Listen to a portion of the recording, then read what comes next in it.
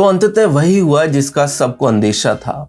CBI की ताबड़तोड़ पूछताछ के बाद ब्रह्मांड के सबसे कर्तव्यनिष्ठ मंत्री श्री मनीष सिसोदिया को काला पानी की सजा हुई और उन्हें पूछताछ के लिए सीबीआई ले गई। ऐसा हम नहीं, उनके अनन्य चेले बोलते हैं, क्योंकि उनकी दृष्टि में मनीष भाई भगत सिंह के वंशज जो ठहरे। वो अलग बात है कि भगत सिंह यदि होते तो इन्हें देखकर अपना माथा पीट लेते। अब ऐसे में केजरीवाल कहाँ चुप बैठते, उन्होंने भी मोर्चा संभाल लिया। उन्होंने बहुत बातें कही, परंतु साथ ही ये भी कहा कि मनीष सिसोदिया को चिंता करने की आवश्यकता नहीं है। उनकी गिरफ्तारी से पार्टी को संबल मिलेगा और आम आदमी पार्टी का नाम देश भर में फैलेगा।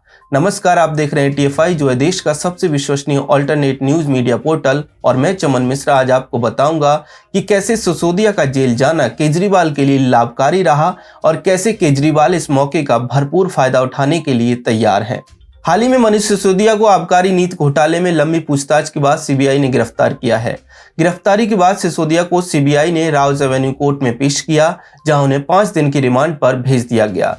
दिल्ली की नई शराब नीति को लेकर केजरीवाल सरकार ने दावा किया था कि इससे राजस्व में 3500 करोड़ रुपए का फायदा होगा। हालांकि इस पूरे मामले की जांच करते हुए जांच एजेंसियों ने पाया है कि शराब घोटाले से राजस्व में 2873 करोड़ रुपए का नुकसान हुआ है। शराब घोटाले की ये कथा प्रारंभ होती है नवंबर 2021 में लागू की गई दिल्ली सरकार की नई शराब नीति से, जब इसके अंतर्गत राज्य में कुल 849 दुकानें खोली गईं।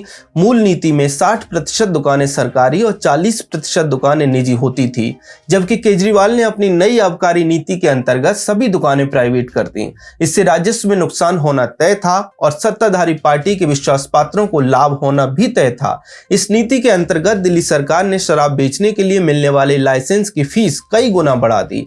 L1 लाइसेंस पहले ठेकेदारों को 25 लाख रुपए में मिल जाता था। नई शराब नीति लागू होने के बाद इसके लिए ठेकेदारों को 5 करोड़ रुपए देने पड़े। इसी तरह अन्य लाइसेंस के लिए भी फीस कई गुना तक बढ़ा दी गई। इससे छोटे ठेकेदार लाइसेंस नहीं ले सके। इसका सीधा फायदा बड़े व्यापारियों को मिला। इसके अतिरिक्त कोरोना काल में शराब कंपनियों को हुए नुकसान की भरपाई करने के नाम पर केजरीवाल सरकार ने लाइसेंस फीस में बड़ी छूट दी।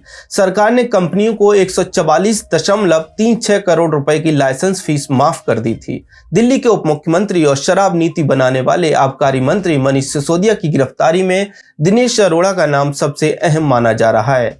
अरोड़ा सिसोदिया का करीबी था, अब वह सरकारी गवाह बन गया। अरोड़ा ने ही सिसोदिया समेत अन्य आरोपितों के नाम लिए हैं। सीबीआई मनीष सिसोदिया से अन्य आरोपितों व डिजिटल सबूतों को लेकर भी पूछताछ कर रही है। दरअसल शराब घोटाले के आरोपियों ने 170 फोन बदले थे। अकेले सिसोदिया ने 14 फोन बदले थे। जांच एजेंसियों का मानना है कि इन फोन्स में ही महत्वपूर्ण सबूत थे, इसलिए सिसोदिया समेत अन्य आरोपितों ने इन्हें नष्ट कर दिया।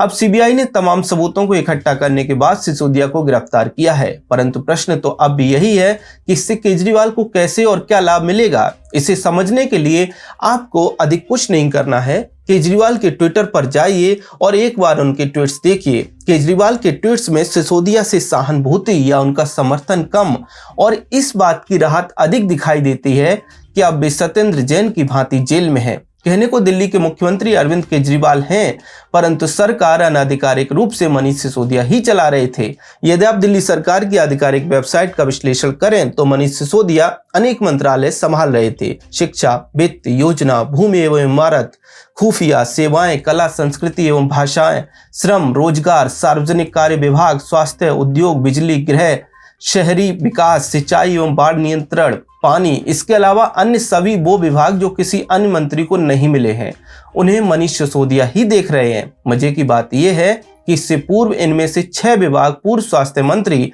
सत्येंद्र जैन के पास हुआ करते थे, लेकिन उनकी गिरफ्तारी के बाद उनके हिस्से के भी सभी विभाग मनीष सिसोदिया को दे दिए गए।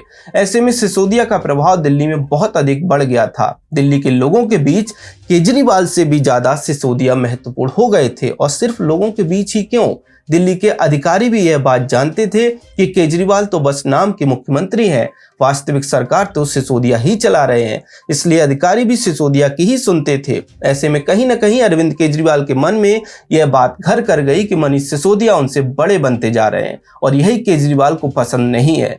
इससे पहले भी हम कई बार देख चुके हैं कि आम आदमी पार्टी में जिसने भी केजरीवाल से बड़ा बनने की या फिर दिखने की कोशिश की है, केजरीवाल ने उसे पार्टी से निष्कासित ही कर दिया। चाहे वो कुमार विश्वास हो, योगेंद्र यादव हो, प्रशांत भूषण हो या फिर कोई और। इसका प्रमाण हमें केजरीवाल के बयान भी देते हैं।